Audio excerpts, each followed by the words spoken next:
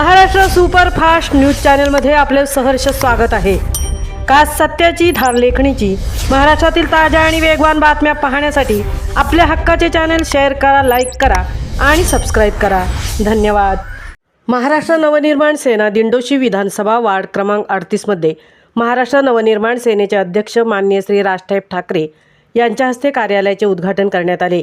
याप्रसंगी मनसेचे नेते तसेच दिंडोशी विधानसभा अध्यक्ष माननीय श्री भास्कर परब, उपविभाग अध्यक्ष निलेश नारायण शेलार, शाखा अध्यक्ष दीपक लहू लोट, महिला विभाग सचिव कविता बिरमोले तसेच सर्व शाखा अध्यक्ष, विभाग अध्यक्ष, महाराष्ट्र नवनिर्माण विद्यार्थी सेनेचे सर्व पदाधिकारी, कार्यकर्ते मोठ्या संख्येने उपस्थित होते।